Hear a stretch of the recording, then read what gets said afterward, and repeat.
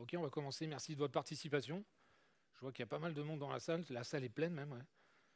Ce qui est un bon signe. Le sujet doit être intéressant, ouais.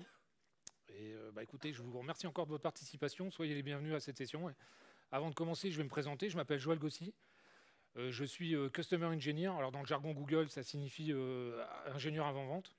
Et je travaille en fait dans les équipes Google Cloud Platform et de manière plus spécifique sur la solution APG, ouais. Qui est notre solution d'API management chez Google. Ouais. D'accord, c'est une plateforme complète. Ce n'est pas le but de la présentation. Hein. Le but de la présentation, c'est de vous parler de différents sujets. Le service mesh, les API, les microservices. Donc pas mal de sujets sur 45 minutes. On va aborder l'ensemble. Hein. Je vais essayer de tenir les délais. Ouais. Je suis un petit peu bavard en général, donc et puis on va essayer de consacrer un peu de temps également pour les questions. Je pense qu'il y a pas mal de questions sur ce sujet-là. Donc j'essaierai de consacrer à peu près 5 minutes sur la fin de la session pour une séance de questions-réponses. Ouais. Les objectifs par rapport à cette session, en fait, il y a 3 objectifs. En fait. Ce que je voudrais, c'est vraiment vous donner vraiment toute la valeur du service mesh. Quelle est la valeur du service mesh? Quels sont les bénéfices d'utiliser une solution de management en fait, de vos microservices. On définira un service mesh. Pour l'instant, ça reste peut-être un petit peu vague pour vous, pour certaines personnes. Peut-être que ça ne l'est pas pour d'autres. On aura une définition du service mesh. Parlons plutôt pour l'instant de microservice management. Donc on verra quels sont vraiment les bénéfices à partir sur une solution qui vous permet de gérer vos microservices. Dans un deuxième point, on verra les bénéfices, l'utilité d'utiliser encore une fois une solution d'API management. D'accord ? On parlera essentiellement de la solution Google, donc de notre solution APG. Et puis dans une dernière partie, le dernier objectif, c'est vraiment de vous expliquer ce qu'on pourrait appeler le continuum entre la partie API management et la partie microservice management. Voir un petit peu quelles sont les relations entre les deux. Est-ce que j'ai des policies, par exemple, des éléments que j'ai définis dans la partie API management que je pourrais réutiliser dans la partie microservice management, ouais. On verra en gros quelles sont les interactions entre ces deux lobes, on va dire, ces deux mondes, microservices et API management d'un côté et de l'autre. Ouais. D'accord ? On va commencer par l'utilité, en fait, encore une fois, d'un service mesh. Quels sont les bénéfices à utiliser, encore une fois, une solution qui va vous permettre de manager l'ensemble de vos microservices. Je vais partir, en fait, avant de vous donner la liste de ce que c'est un service mesh et de vous expliquer les bienfaits, etc. Je vais juste partir, en fait, sur une trajectoire que beaucoup d'entre vous ont peut-être connue ou vont connaître à l'avenir. C'est finalement ces fameuses applications monolithes qu'on vient architecturer sur des applications basées sur des architectures à base de microservices. Ouais. Certains d'entre vous l'ont peut-être déjà mis en œuvre. Alors des fois, c'est pas possible. Les monolithes sont trop importants. Et dans ce cas-là, on apaisera directement le monolithe en question. Dans d'autres cas, c'est faisable. Et ça apporte effectivement pas mal de bénéfices. D'accord ? On part d'un monolithe, quelque chose qui est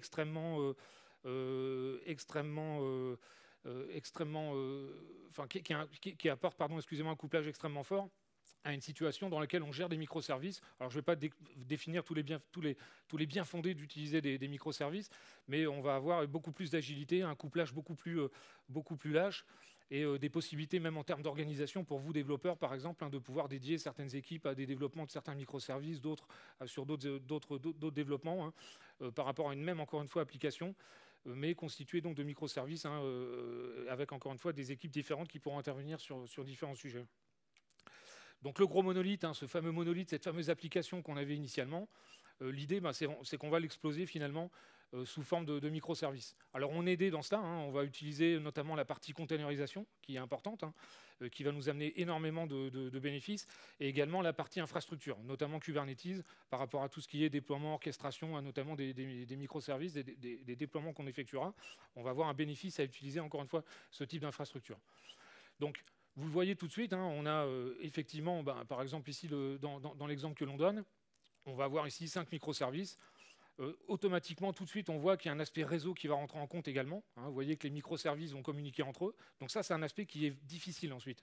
Difficile à gérer dans le temps, parce que qui dit réseau va introduire automatiquement toutes les mécaniques de connexion.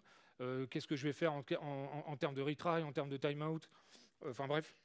Je vais avoir en fait une certaine complexité à gérer. par rapport, encore une fois, à ce type d'architecture basé sur du microservice. Je ne vais pas avoir que ça en fait comme point. Hein. Si je regarde un petit peu quels sont les éléments que je vais devoir prendre en compte sur un tel type de réseau, un réseau de microservices, je vais avoir des questions bien sûr au niveau de la connexion, on vient d'en parler, hein. Gestion des retries, circuit de breaking, gestion des timeouts, mais également gestion du traffic management. Par exemple, mon service B, il ne doit pas être accédé à plus de 500 requêtes par seconde. D'accord ? Comment je fais concrètement pour appliquer ce type de contrôle, ce type de règles en termes de traffic management. Mon service C, je vais avoir plusieurs versions de ce service. Est-ce que je peux faire facilement du canary testing entre les différentes versions du service C? Le service E, en termes de sécurité, il doit être par exemple uniquement accédé par le service D. Comment je fais concrètement? Autante mutuelle.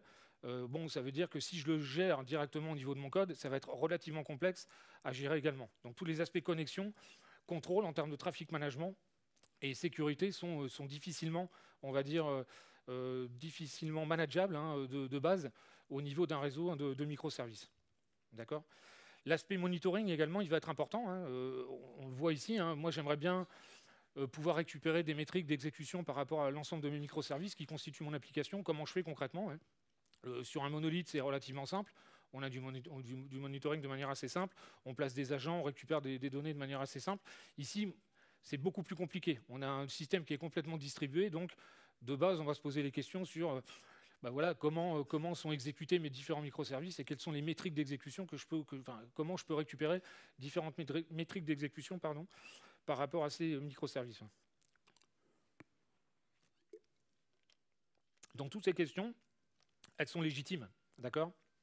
Il va falloir les prendre en compte, et ça c'est le but de notre service mesh. Alors une possibilité, nous ce qu'on met en avant chez Google, et c'est implémenté, ça a été implémenté à la base par Google, Lyft, qui est un concurrent d'Uber aux US, et IBM, c'est ce qu'on appelle un service mesh. Il va prendre en compte lui justement tous ces aspects, gestion de la connectivité, avec tout ce qui est découverte, résilience, load balancing entre mes différents services, donc tous les aspects connexion dont on parlait tout à l'heure, gestion des retries, timeout et autres, lui il va pouvoir le prendre en compte, et on va voir comment précisément. D'accord, l'aspect contrôle, on parlait de traffic management, policy enforcement, Istio va pouvoir le prendre en compte également. D'accord, on va être capable de gérer ces éléments-là au niveau de notre service mesh. La partie métrique, ce qu'on appelle l'observabilité, les métriques, le logging, le tracing, toutes ces informations-là, on verra qu'on sera également en capacité de pouvoir très facilement les récupérer au travers de différents systèmes. Okay, et la partie sécurité qui est juste indispensable. Encore une fois, on le voyait tout à l'heure, on avait un réseau de microservices assez, je dirais, caricatural avec 5 microservices. On a des clients qui en ont plus d'une centaine et ça peut être intéressant de pouvoir, bien sûr, c'est primordial d'avoir une bonne maîtrise de la sécurité sur un tel type de réseau. Donc Istio va nous aider. Istio, on a énormément de clients qui l'utilisent en prod, d'accord. On est actuellement sur la version 1.1.2. Depuis la version 1 qui date de août, je crois, de l'année dernière, on est en capacité de pouvoir l'utiliser en prod. Je connaissais des clients qui l'utilisaient même en production avant la version 1, qui était la version officielle de prod. Il y a un véritable engouement pour cette solution de service mesh, cette solution de management des microservices. Et donc, voilà quelques éléments. Le point d'entrée sur Istio, si vous ne connaissez pas la solution, il y a des personnes qui utilisent déjà Istio ici, ouais. Si vous pouvez lever la main, ouais. Ouais, pas énorme, on a peut-être 2-3% de personnes effectivement qui l'utilisent. Je vous invite à regarder, c'est vraiment super intéressant. C'est extrêmement simple, il n'y a aucune complication, et on va voir précisément ce que ça va nous permettre de faire. On va partir sur un exemple de réseau de microservices qui, je pense, est vraiment le plus simple. On a deux services, service A, service B. Le service A appelle le service B. D'accord ? On est sur un truc extrêmement simple. Okay ? Donc on est sur une infracube, on a nos microservices qui tournent dans nos pods, et puis chacun exécute sa logique. D'accord ? Et à un moment donné, le service A, il a besoin d'invoquer le service B. Donc un truc extrêmement simple. En fait, ce qui va se passer au niveau de... Quand on va commencer à travailler avec Istio, mais pour l'instant, on ne parle pas du tout d'Istio, on va juste parler de ces proxys, de ce qu'on appelle des sidecar proxys. Ce qu'on va faire, c'est qu'on va injecter en fait des proxys dans chacun des pods adossés à chacun des microservices. D'accord ? Donc, vous voyez, pour le service A, j'injecte un proxy local à mon pod dans lequel se trouve déjà le service A, et idem pour le service B. J'ai un pod, un microservice, service B qui s'exécute. Je vais rajouter de la même manière ce proxy, d'accord, directement adossé à chacun des services, comme vous le voyez ici. Ça va me permettre déjà de pouvoir prendre en compte différents types de protocoles. On ne va pas parler uniquement de HTTP, je vais pouvoir faire du TCP, de l'HTTP, du gRPC, enfin bref, j'ai une palanquée de protocoles que je vais pouvoir utiliser en utilisant ces proxys. Ces proxys, de manière très précises, ce sont des proxys Envoy. Envoy, c'est open source aujourd'hui, hein, ça a été initialement développé par Lyft, qui est encore une fois un concurrent de Uber aux US. C'est un proxy qui est hyper performant, très light en fait en termes d'empreinte mémoire. Il est programmable, enfin configurable via API. Il est robuste, il est performant, c'est encore une fois du C++. Donc c'est un truc extrêmement performant. C'est vraiment la solution de choix qui est préconisée hein, pour pouvoir justement créer, implémenter ces fameux sidecar proxy. Le but de ces proxys, vous le voyez, quand le service A va appeler le service B, automatiquement, le proxy va intercepter l'appel hein, via des règles de firewalling, IP tables, etc. On ne va pas rentrer dans le détail. Et il va être capable ensuite directement d'invoquer via le proxy du service B l'exécution hein, du service B, la logique métier du service B, de manière à ce que le service A puisse en bénéficier. Okay, à partir de là, je dirais que le tour il est joué. On a ces fameux proxys qui sont directement en frontal de chacun des microservices. Et à partir de là, on va faire énormément de choses. Alors la première des choses, bien sûr, que vous devez vous dire, ok, ces proxys, c'est bien sympa, mais comment je les configure? C'est là qu'on rentre en jeu finalement ce qu'on appelle le control plane. C'est une couche d'infrastructure. Hein, quand vous installez Istio au-dessus de votre infra Kubernetes, vous installez en fait cette couche d'infrastructure, hein, Istio, qui contient en fait hein, ce qu'on appelle un control plane, hein, versus le data plane hein, qui se trouve en haut, hein, qui est vraiment le réseau finalement de microservices. Donc ce control plane, on va retrouver différents éléments, différents composants dans ce control plane. Le premier, hein, c'est le pilote. Pilote, c'est lui qui va nous aider à configurer les proxys. D'accord ? Moi, je vais travailler, hein, comme vous le voyez, sur la couche basse ici avec une API qui est exposée par Istio. Et je vais délivrer en fait, des configurations qui sont relativement standards. Hein. Vous pourrez les voir décrites hein, sur le site hein, istio.io. Vous avez différents exemples, etc. C'est relativement bien fait. Et ça va vous permettre finalement de configurer vos proxys par l'intermédiaire hein, de ce composant qui s'appelle le pilote. Donc vous n'avez pas de code. C'est uniquement des aspects configuration par rapport au routage que vous voulez mettre en place hein, sur vos proxys. Vous allez travailler avec des noms. Et non pas bien sûr avec des adresses IP parce que c'est éphémère, hein, donc on va travailler avec des noms, lui va se charger automatiquement de lier les noms avec les bonnes IP, etc. Enfin tout ça c'est fait pour vous. Il va prendre en compte tout ce qui est gestion des retries, si vous le souhaitez, en fonction de ce que vous allez définir en termes de configuration, gestion des timeouts, etc. Enfin tout est géré et encore une fois configuré via le pilote hein, sur ces fameux proxys hein, qui sont encore une fois adossés sur chacun des microservices. Donc ça c'est le premier composant pilote. Le deuxième, c'est ce qu'on appelle le mixeur. On parlait tout à l'heure de policy, de traffic management, etc. Alors on peut s'arrêter là, on a des clients qui ne font que ça en fait, pardon, là j'ai un peu trop vite, qui n'ont implémenté que ces aspects-là, d'accord ? Ils n'ont pas besoin de métriques, on verra tout à l'heure qu'on peut faire du traffic management, récupérer des métriques, mettre en place de la sécu. On a certains clients qui n'ont pas besoin de ça, ils commencent très simplement avec l'Istio Control Plane, juste le pilote, les proxys qui sont en frontal, ça leur permet de gérer différents protocoles, de faire du retry, timeout, gestion de timeout, etc. Donc ça offre déjà, je dirais, un premier niveau de management hein, de votre réseau de microservices. À partir de là, vous pouvez également, à partir du control plane, instancier ce qu'on appelle un composant qui s'appelle le mixeur. Mixeur, ce n'est pas la table de mixage, etc. Hein. Mais bon, ça fait un peu penser à ça. Là, le composant mixeur, c'est deux choses. La première, c'est l'application, si besoin, de policy par rapport à du traffic management. Hein, on parlait tout à l'heure de limitation, rate limiting, pas plus de n requêtes par seconde, etc. Enfin, différentes policies du canary testing, etc. Enfin, du routage, hein, je dirais, autre que géré par le proxy, basé sur des headers, ce genre de choses. Hein. Canary testing, typiquement, est un bon exemple. Tout ça, ça va être configurable à partir du mixeur. Pareil, à partir de configuration, vous allez pousser sur l'API, vous allez enrichir le mixeur qui va ensuite appliquer, hein, lorsque ce sera nécessaire, en fait, hein, ces différentes policies. D'accord ? Donc vous voyez, ce proxy, finalement, il a un rôle central. Il gère toute la partie connexion. On parlait tout à l'heure, hein, les bienfaits du service mesh, la connexion au travers d'Istio, la partie notamment traffic management, contrôle hein, de manière générale, et puis également la partie télémétrique. Lorsque les microservices vont s'exécuter, ils vont fournir en fait les informations au proxy qui va ensuite les transmettre aux composants mixeurs. Et là, à charge pour vous d'utiliser du Grafana, du Prometheus, du Jaeger, etc. Pour vous plugger directement sur le mixeur, c'est relativement simple, c'est juste une ligne de commande et vous allez bénéficier de la récupération de l'ensemble des métriques techniques propres à l'exécution de vos microservices. Donc, pour pas cher et très rapidement, vous êtes capable d'effectuer tous les contrôles de connexion entre vos microservices sans perturber le code. Hein, c'est important, vous ne faites aucune modification de code. Les appels sont directement interceptés par le proxy. Donc, pour vous, c'est zéro code, zéro modification de code au niveau de vos microservices. Vous êtes capable de gérer du traffic management et vous êtes capable de remonter les informations de télémétrie, d'accord, pour les afficher ensuite sur différentes solutions. Encore une fois, vous avez peut-être vos solutions préférées en fonction également de ce que vous voulez récupérer comme métrique. Vous utiliserez plus ou moins différentes solutions qui existent encore une fois sur le marché.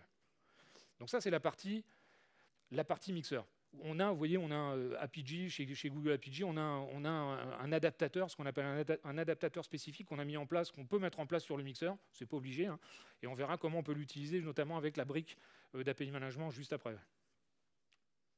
Et puis le dernier élément, c'est la sécurité. Important, c'est primordial même, les notions de sécurité. Vous voulez chiffrer des communications entre deux microservices, vous voulez assurer de l'attente mutuelle parce que le service B ne peut être appelé que par le service A, etc. Pareil, zéro code, zéro modification de code. Donc ça, c'est quand même extrêmement important. Et ça, imaginez-vous que si vous deviez gérer l'ensemble de ces contrôles techniques au niveau de votre code, c'est juste ingérable. Le code, vous allez l'utiliser et vous allez le dédier bien sûr à la business logique, à tout ce qui est logique métier. Et tout le reste, toutes ces fonctions techniques finalement, propres au réseau, propres à la connectivité, propres au traffic management, propres à tout ce qui est observabilité en termes de récupération de métriques, propres à la sécurité, tout ça vous allez le gérer finalement au travers de votre control plane et au travers de policies que vous allez appliquer sur votre control plane de manière à ce que ça soit répercuté ensuite sur les différents proxys. OK ? Donc vous voyez, c'est pas plus compliqué que ça. Vous pouvez faites l'exemple, vous partez sur un réseau de microservices tel que celui-là, service A, service B, et puis vous installez Istio, vous allez voir sur du JKE ce que vous voulez. Vous allez pouvoir automatiquement bénéficier de tous ces bienfaits, je dirais, de toute cette couche de management qui va vous permettre vraiment d'avoir une véritable solution de service mesh, une véritable solution de management de vos microservices. Okay, là, on a encore une fois 2 microservices. Imaginez-vous avec une cinquantaine ou une trentaine de microservices. Je travaille en ce moment avec un client qui a à peu près plus d'une cinquantaine de microservices sur une seule application. On utilise ça, et là, c'est juste un plaisir, parce que ça amène une simplicité vraiment de facto. Vous pouvez maîtriser concrètement l'ensemble de votre réseau de microservices, encore une fois, sans commune mesure avec ce que vous devriez faire au niveau code. Si vous aviez à le faire directement au niveau de l'implémentation des services, ce serait juste immaintenable. Okay, et puis, bien sûr, des possibilités pour pouvoir utiliser cette application, vous voyez, basée sur une architecture microservice constituée de service A, service B, à un moment donné, je veux peut-être pouvoir l'utiliser moi de l'extérieur. Donc on a ces composants Ingress Gateway et Egress Gateway pour les flux sortants. Si le service B, par exemple, doit invoquer un service externe, je vais avoir cette possibilité également de pouvoir implémenter, toujours pareil, à travers mes proxys Envoy, des composants type Ingress et Egress Gateway, de manière à effectuer également des contrôles en entrée et en sortie, si mes microservices invoquent par exemple des services externes. Okay, donc voilà le service mesh, voilà ce que c'est qu'un service mesh. On est parti de 2 microservices, vous avez vu, et on est capable désormais de manager l'ensemble des microservices. Si j'en avais 15, 20, 50, comme je disais tout à l'heure, ce serait exactement les mêmes principes, et j'aurais vraiment une maîtrise assez fine, finalement, de ce que je veux faire, moi, en termes encore une fois, de connexion, en termes de métriques, récupération des métriques, en termes d'application de policies, ce qu'on appelle du policy enforcement, et en termes de sécurité également. Ouais. D'accord ? Donc on est passé de notre monolithe à nos fameuses architectures basées, encore une fois, nos applications basées sur des architectures microservices. Désormais, on a rajouté une étape de plus. On est capable désormais, au travers d'un service mesh, de gérer notre réseau de microservices. Et ça, c'est relativement important avec, vous voyez, quelques fonctionnalités qui sont rappelées ici en bas de slide à droite. Ouais. Donc les bienfaits, pourquoi l'utiliser ? Pour les aspects connexion, je ne reviens pas dessus, sécurité, contrôle, observabilité, vous avez compris, c'est vraiment une solution de choix pour manager vos microservices. Donc je vous encourage vivement, si vous partez sur ces initiatives, alors on parlait de monolithe qu'on transforme en application basée sur du microservice, vous pouvez très bien avoir un besoin demain de simplement commencer à créer des applications directement basées sur du microservice. C'était juste pour introduire un petit peu le concept. Mais je vous encourage vivement à manager vos microservices avec ce type de solution. C'est performant. Envoy, c'est le proxy de choix, encore une fois, j'insiste là-dessus. Et ça vous amène vraiment un confort dans la maintenabilité de vos applications et dans l'évolution de vos applications également. Ouais. On va partir maintenant sur la partie, on va quitter la partie microservice, application, on va prendre un petit peu de hauteur, on va dire. On va parler de la partie maintenant API Management. D'accord ? avant de rentrer plus dans le détail sur la partie API management, juste alors chez Google APG, on a vraiment un postulat fort qui est de considérer une API. J'ai eu l'occasion de parler avec différentes personnes, je pense, tout à l'heure sur le stand Google. On a un postulat très fort qui est de considérer des API, les API comme des produits. D'accord, c'est des produits à part entière. Et donc, je me suis amusé à faire une petite analogie avec Lego, d'accord, hein, par rapport à ce qu'on appelle une chaîne de valeur. Chez Lego, hein, typiquement, vous voyez, ils travaillent avec... vous voyez, les personnes qui sont là autour d'une table, hein, à un moment donné, ils travaillent avec pas mal de partenaires, ou même, alors c'est des gens en interne ou des partenaires, hein, externes à Lego, complètement externes à Lego. C'est des gens qui ont une super maîtrise en fait des tendances du marché, les films qui sont sortis, les besoins. Ils savent prendre en compte de manière assez fine les besoins des utilisateurs, hein, les fameux enfants qu'on voit ici sur la partie gauche. Et donc, ils savent exactement quelles sont les tendances du marché. Ces gens-là, ils ont une très bonne connaissance, hein, encore une fois, de l'environnement. Et ils savent dire à Lego, ben voilà, ce qui serait sympa, c'est de sortir le fameux Faucon Millennium, Star Wars, etc. Enfin, je ne sais quoi. Et Lego les écoute, parce qu'ils savent qu'ils ont une pertinence par rapport, encore une fois, aux demandes qui sont effectuées. Lego a des équipes API, hein, des équipes produits, hein, c'est les différentes personnes qu'on voit ici, hein, juste sous le petit curseur. Ces personnes-là, c'est des équipes dédiées, elles vont prendre en compte ces besoins et elles vont, par rapport aux chaînes de fabrication, demander fabrication tel et tel composant, de manière à pouvoir créer ensuite les boîtes qui répondent encore une fois aux besoins des différents clients. D'accord ? L'analogie, en fait, chez Google, c'est exactement ce qu'on considère, c'est exactement le même type de valeur, de chaîne de valeur. D'accord ? L'API, c'est le produit. Les développeurs d'applications, ce seront ces fameuses personnes qui vont émettre en fait, les souhaits en termes de produits d'API. D'accord ?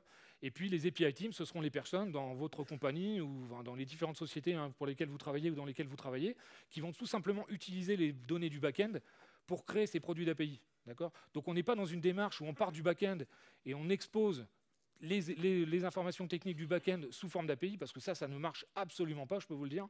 On est dans une démarche complètement inverse, qu'on appelle de l'outside-in, où on vient prendre en compte les besoins des application développeurs, des communautés de développeurs avec lesquelles on travaille, et on prend en compte ces besoins pour créer des produits d'API qui répondent à un besoin. D'accord ? À partir de là, ensuite, les équipes API, elles vont utiliser des informations, des données du back-end de manière générale, voire des données en provenance d'autres systèmes d'information, dans le cloud, etc., pour créer des produits qui répondent à un besoin. Ça, c'est vraiment quelque chose de très important. Si vous voulez aboutir votre programme d'API management, ayez cette démarche-là.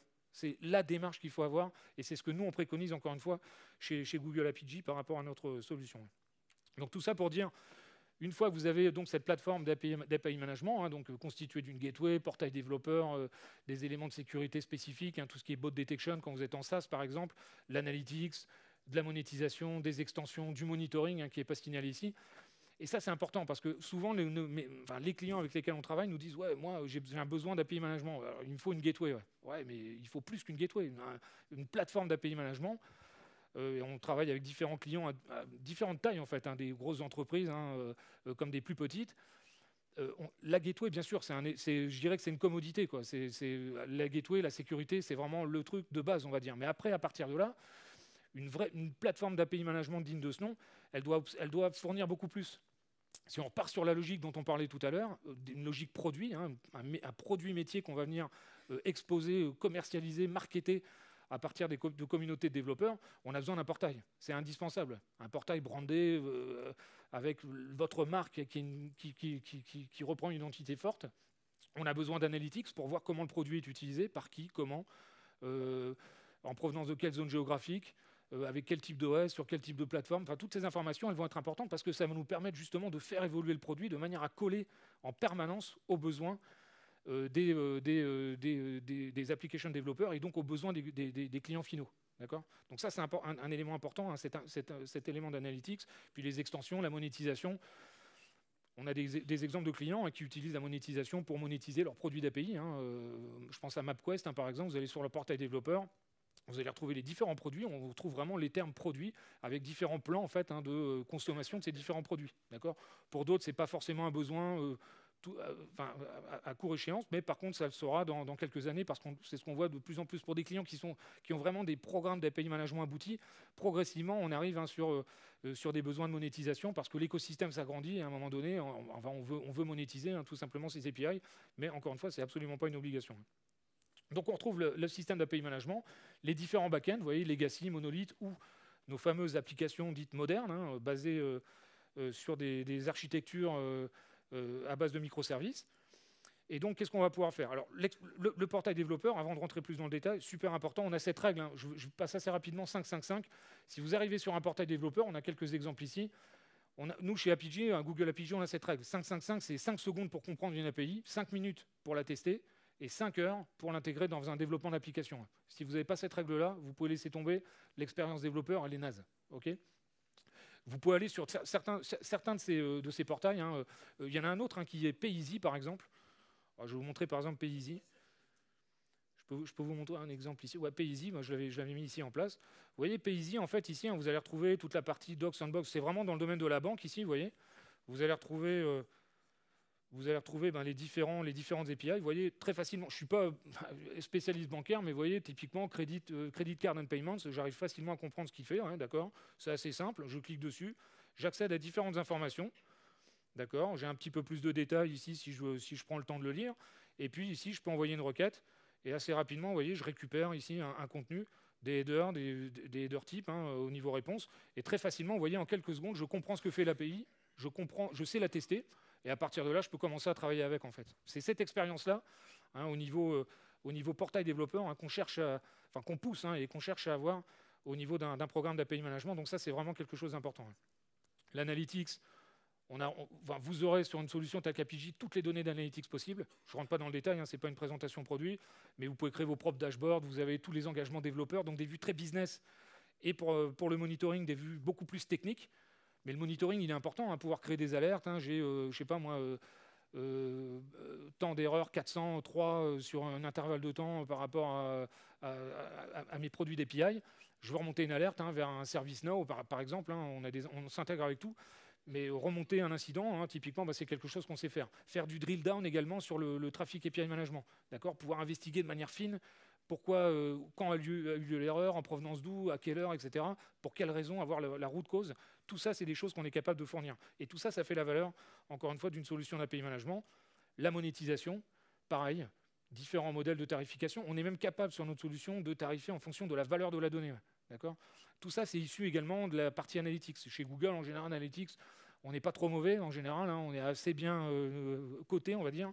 Et tout ça, effectivement, ce sont des éléments qu'on met à disposition pour nos clients par rapport à leur solution d'API management. D'accord ? Alors, pourquoi utiliser une solution d'API management ? La partie portail, ce qu'on appelle Discover, monétisation, mais ce n'est pas forcément un besoin immédiat, mais ça peut l'être à terme. Et donc, c'est important d'avoir ce module de monétisation à disposition. La partie report, donc tout ce qui est analytics, tout ce qui est monitoring de manière même plus générale. Et la partie modernisation. Modernisation, c'est simplement le fait de pouvoir, à un moment donné, pendant que je suis en train de migrer mon monolithe vers une application microservice, moi, j'ai une façade en fait API et c'est complètement transparent pour mes consommateurs. Ça me laisse le temps de faire la migration, de rediriger une certaine partie du flux vers la nouvelle version de mon application, de manière à pouvoir faire du test. Et puis progressivement, j'intègre de plus en plus de clients dans cette nouvelle version. Donc tout cet aspect modernisation, il est extrêmement important également dans une solution d'API management. On va voir maintenant comment on peut lier les deux. On parle d'API management, on a vu la partie service mesh. Donc service mesh, on sait les gérer. Istio, on est capable d'avoir une solution complète de management des microservices. La partie API management, c'est notre solution chez Google. Vous pouvez tout faire avec. C'est vraiment une solution complète, une plateforme complète. Maintenant, on va voir effectivement comment on peut intégrer les deux. D'accord ? Donc on va partir d'un cas assez basique. Vous voyez, on va retrouver les consommateurs qui utilisent certaines applications legacy. Alors ça pourrait être exposé par un bus. Là, on est sur un truc assez simpliste où on a le legacy en direct, mais on pourra avoir un bus qui va s'intégrer en fait avec différents legacy, type mainframe, ce genre de choses, avec des connecteurs spécifiques. C'est pas notre propos. Nous, on n'est pas des vendeurs de USB chez Google. Donc, et notre focus, encore une fois, c'est vraiment l'orientation, c'est vraiment l'engagement envers les développeurs. D'accord ? C'est ça qui est important pour nous. Toute la valeur pour nous d'une solution d'API management, elle est là. Et par contre, on va s'appuyer sur des bus existants, sur des systèmes qui sont déjà standardisés, des API systems, ce genre de choses, pour pouvoir travailler avec, encore une fois, des legacy, des monolithes, etc. En interne, on va avoir également des applications. Elles ne transiteront pas forcément vers la solution d'API management par rapport à des problématiques de performance. Par contre, on pourrait avoir une solution d'API management directement en interne.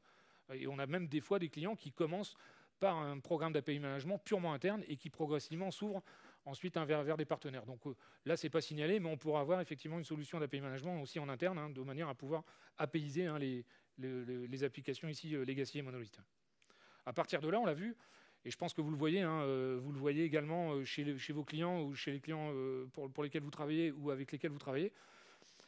On commence, de plus en plus, il y a un engouement pour ce développement type microservice, pour différentes raisons, encore une fois, agilité, possibilité d'utiliser tous les mécanismes type container, Kubernetes, etc. Enfin, ça offre une flexibilité énorme, et donc ça peut être intéressant de partir sur ce type de développement. Ouais.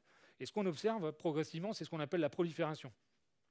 Et c'est vrai, c'est-à-dire que quand vous commencez à développer vos applications sur ce type d'architecture, basée sur du microservice, vous ne revenez pas en arrière. Ça, c'est clair. Je n'ai vu aucun client qui s'est dit « Ok, j'arrête parce que ça ne va pas, etc. » En général, il y a un engouement pour ce type de développement, pour ce type d'architecture plutôt. Et donc, on a un effet, ce qu'on appelle la prolifération au niveau des applications back-end. Et là, on voit que sur la solution d'API management, on est capable, par exemple, de venir exposer certains de ces microservices sous forme de produits d'API. Ils ont une valeur pour certains de mes consommateurs. J'ai identifié cette valeur, je suis capable de les utiliser, de créer une API, de manière, encore une fois, à créer un produit qui sera ensuite exposé sur les portails développeurs, analysé tel qu'on l'a décrit juste avant.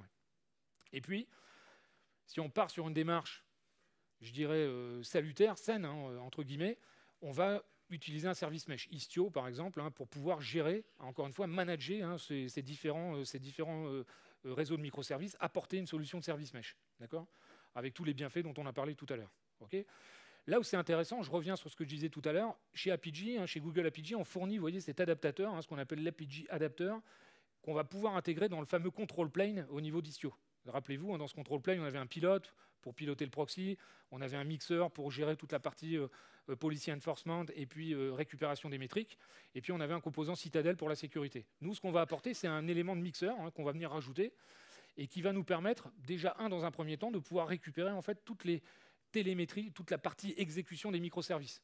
D'accord ? Alors vous pouvez l'avoir via d'autres mécanismes, on citait Prometheus, Jaeger, etc., Grafana, mais l'idée de cet adaptateur, c'est de pouvoir récupérer les métriques d'exécution des microservices de manière à pouvoir les retourner sur la solution Apigee, de manière à ce que vous ayez une console unique dans laquelle vous voyez les analytics de votre API management et les analytics de vos microservices.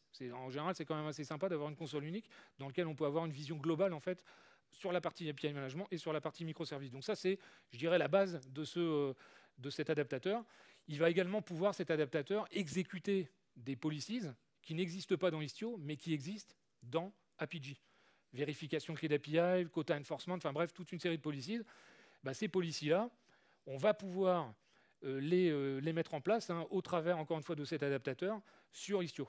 D'accord ? Et donc faire, par exemple, typiquement une vérification clé d'API. Je veux consommer des microservices, et donc je vais gérer mes applications directement dans Apigee, je vais les déclarer, et l'adaptateur Istio sera en capacité de pouvoir récupérer ces informations et de faire de l'enforcement lorsque des applications internes, par exemple, vont vouloir consommer un microservice qui serait, par exemple, sécurisé, alors c'est un grand mot, à partir d'une API key, mais sur lequel on voudrait qu'une API key soit fournie, parce qu'ensuite ça va nous permettre d'enrichir l'analytics et de savoir qui fait quoi, sur quel microservice, etc. Donc ça peut être une best practice en général d'imposer l'utilisation d'une API key, même pour des applications internes, encore une fois quand elles utilisent des microservices, des applications basées sur du microservice. Okay. Donc voilà ce qu'on est capable, voilà en gros le lien qu'on va avoir. Alors bien sûr, dans le temps, l'idée chez nous, chez Google Apigee, c'est de proposer encore plus de policies, etc., de manière à vous permettre directement à partir d'Istio, de votre système de service mesh, de management de vos microservices, de pouvoir utiliser, si besoin, différentes policies pour les faire appliquer, les définir dans Apigee et les faire appliquer directement au niveau de votre service mesh et de pouvoir récupérer, bien sûr, ça on est déjà capable de le faire, l'analytics sur une vue centralisée, offrant l'analytics, encore une fois, de l'API management et de l'exécution des microservices. Okay. Donc de manière générale, ce que font nos clients, c'est qu'ils choisissent une infrastructure, type Kubernetes par exemple ou autre. ils instancient ils commencent à développer leur microservices. On part ensuite sur une solution de service management, hein, donc service mesh, un type Istio. Là, on a une prolifération, c'est ce on voyait tout à l'heure, et on va rajouter la partie API, enfin, on va rajouter en complément, on va retrouver la partie API management qui va être capable finalement d'utiliser alors soit des legacy, soit du monolith, ou soit des applications basées sur du microservice pour pouvoir créer ensuite ces fameux produits d'API qu'on sera en capacité ensuite d'exposer,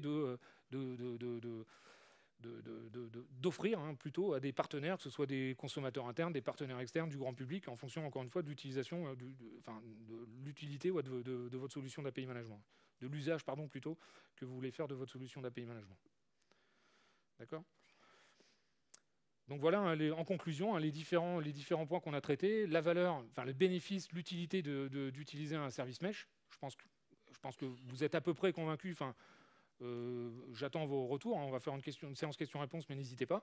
La valeur, le bénéfice d'utiliser une solution d'API management, avec la partie portail, on l'a vu, analytics, etc. Enfin, toute la richesse que peut offrir une telle solution. Et puis le continuum entre les deux. Vous avez vu, hein, l'idée, c'est ce fameux adaptateur qu'on est capable d'intégrer, qui va nous permettre de récupérer l'analytics et qui va nous permettre d'appliquer des policies qui ne sont pas existantes dans Istio, mais qui existent dans APG, de manière à avoir justement un continuum, encore une fois, entre ce qu'on est capable de faire dans APG et finalement ce qu'on sera capable de faire également au niveau du service mesh Istio. Ouais.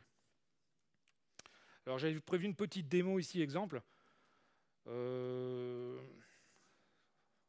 fonction du temps qui nous reste, on va partir là-dessus. Rapidement, je vais essayer de le faire en 5 minutes. On a créé ici pour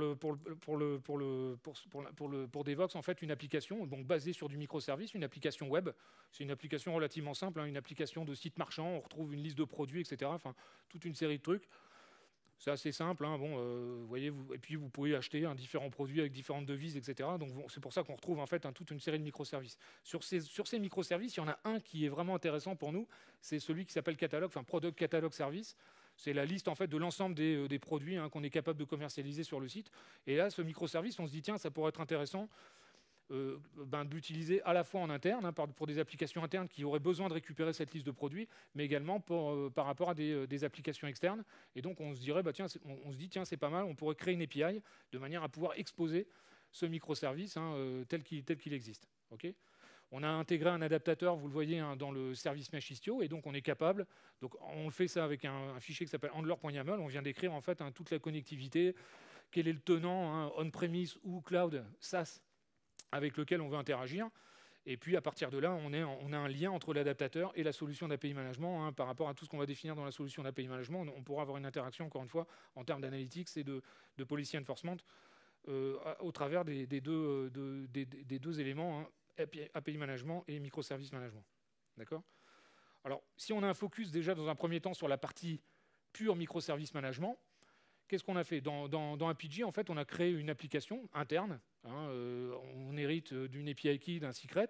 Et en fait, ce qu'on voudrait, et on a défini une policy, dans un fichier rule.yaml, on vient définir une policy pour dire, voilà, je veux appliquer ce qu'on appelle une authentification, mais c'est plus une identification basée sur une API key. D'accord ? Le fichier définition, lui, précise comment est-ce que je récupère cette API key. Est-ce que c'est dans un header, dans un query parameter, etc. Et quel est le mot-clé, en fait, le nom du header, par exemple, qui porte en fait cette API key. Dans APG, par contre, on a concrètement l'application en tant que telle, avec la valeur de l'API key. D'accord ? Et puis on crée ce qu'on appelle un produit, vous le voyez ici, c'est le petit symbole qu'on trouve ici, de manière à dire, voilà, moi, l'ensemble des microservices, et notamment le service catalogue, ici, le microservice catalogue, je veux récupérer ces analytics, et je veux également faire en sorte, je veux appliquer cette fameuse policy de vérification clé d'API. D'accord ? À partir de là, eh bien, je vais zapper ici sur la partie cube. À partir de là, vous le voyez, je ne sais pas si je suis encore connecté, je vais pouvoir, vous voyez, typiquement, vous voyez, je vais pouvoir, alors, je vais peut-être zoomer un petit peu. Est-ce que tout le monde voit à peu près ? Mais à partir de là, vous voyez, j'ai une application interne. Donc ici, je suis directement en fait sur mon infra Kubernetes. Je vais invoquer directement la gateway. Donc là, c'est vraiment, j'invoque directement en fait mon microservice via /products. Et je lui passe ici. Alors si je lui passe pas de clé d'API, vous allez voir, sans passer de header ici, je vais supprimer ces informations là. voyez, j'ai missing authentication. Il n'arrive pas à comprendre, il me dit OK, non, tu ne peux pas le consommer, il manque la clé d'API. Donc je vais lui fournir la clé d'API, d'accord, mais avec une valeur erronée. D'accord. Cette fois-ci, vous voyez, il ne me dit pas missing API key, enfin missing authentication, il me dit invalide authentication, parce que la valeur, elle n'est pas correcte. Cette valeur, en fait, comme je vous l'ai dit, elle est dans APG. Si je vais ici dans mon tenant SAS APG, que j'ai mis en relation avec mon adaptateur, je vais retrouver ici, vous voyez, on va zoomer un petit peu, ma liste en fait d'applications. D'accord. Et j'ai une application ici interne, internal app, que j'ai créée ici au niveau de ma liste, enfin de mon tenant, encore une fois. Et vous voyez, je peux visualiser ici notamment la partie API key. Donc je vais copier cette valeur. Et désormais, si je l'utilise ici au niveau de l'API key qui est attendu ici, ici, vous voyez, désormais, je peux récupérer la liste des produits. Donc en gros, ce qu'on a fait, si je reviens rapidement ici sur la partie présentation, ce qu'on a mis en place, c'est quoi? On a défini, je reviens vite fait là-dessus, on a défini une application au niveau APG, de manière à pouvoir bénéficier d'un API key, d'un API secret. On a simplement spécifié le fait qu'on voulait, pour appeler ce fameux microservice catalogue, faire une vérification de clé d'API, même pour des applications qui sont internes. Et à partir de là, on a spécifié, via les fichiers YAML dont je parlais tout à l'heure, comment récupérer cet API key. Et quel est le nom, en gros, quelle structure, quel élément du flux importe cette API key, qui s'appelle x-API-key. D'accord. Une fois qu'on a fait ça, dès que je vais invoquer, en fait, à partir de mon application interne, mon microservice, le mixeur va détecter qu'il y a une policy à appliquer et il va bénéficier des informations parce qu'il les récupère automatiquement au travers de la connexion qu'il a mis en place. Je vais pouvoir récupérer donc, cette information API key et faire l'enforcement au niveau de mon proxy envoy pour vérifier que l'API key est bien celle qui est transmise, qu'elle est bien là et que c'est bien celle qui est transmise par l'application interne. Et à partir de là, si tout est OK, je pourrais dérouler d'autres policies si besoin. Et puis, je vais pouvoir pousser les analytics ensuite directement sur ma stack APG, de manière à pouvoir enrichir l'analytics indirectement au travers d'un élément central. Maintenant, rien ne m'empêche de me plugger avec un Prometheus pour récupérer des informations beaucoup plus techniques, beaucoup moins business, qui sont présentées que celles présentées par l'analytics APG. Mais là, je peux utiliser encore une fois toutes les solutions que je veux pour avoir encore une fois des métriques techniques beaucoup plus fines, on va dire, au travers d'un Jaeger, Prometheus ou Grafana. D'accord. La deuxième partie, c'est cette fois-ci, pour avoir le pendant, c'est d'avoir une application externe et puis de se dire, voilà, maintenant, mon catalogue, mon microservice catalogue, j'aimerais bien l'utiliser et puis créer une API au niveau basée sur ce microservice catalogue. D'accord. Et donc là, et ça va me permettre, pareil, de récupérer les analytics, pourquoi pas de créer un produit et de pouvoir rajouter des quotas, par exemple, et puis le déployer ensuite sur un portail développeur. D'accord. Donc là, de la même manière, c'est ce qu'on a fait. Si je retourne vite fait sur APG, on a créé ici ce qu'on appelle un API proxy, qu'on a appelé catalogue. D'accord. En gros, c'est l'élément qui se trouve vraiment en frontal de mon microservice catalogue. D'accord. C'est la façade que je veux implémenter. On a rajouté quelques traitements en fait sur cette façade. Donc, vous voyez ici, vous avez le endpoint sur cette façade, et on a rajouté ici quelques traitements. D'accord. Vérification clé d'API, du cache, parce que la liste de produits est relativement statique. Plutôt que d'invoquer à chaque fois, je vais la cacher en fait directement sur une certaine durée de vie, Et puis, on a également ici, on passe des informations, notamment la clé d'API, qui est attendue, encore une fois, par le microservice tel qu'il existe au niveau de mon infra Kubernetes et de mon service mesh Istio. D'accord.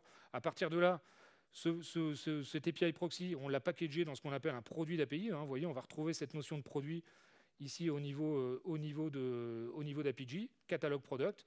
Et ce catalogue product, ensuite, on l'a tout simplement ici déployé sur un portail développeur. Vous voyez, là, on est sur un portail extrêmement basique, mais je vais retrouver, vous voyez, mon fameux produit catalogue product ici, que je vais pouvoir ensuite tester. Alors, je ne sais pas si j'ai toujours la clé d'API qui correspond, je pense que oui. Et ça va me permettre ici, vous voyez, d'exécuter et de récupérer ici directement, vous voyez, ma liste de catalogues. Donc, je l'ai récupéré tout à l'heure ici via une application interne sur un appel direct avec une vérification clé d'API. Et de la même manière, je le récupère ici via un appel en passant par une API, pareil, en fournissant une API key, parce que c'est ce que je demande, moi ici, vous voyez, typiquement sur mon appel d'API. D'accord.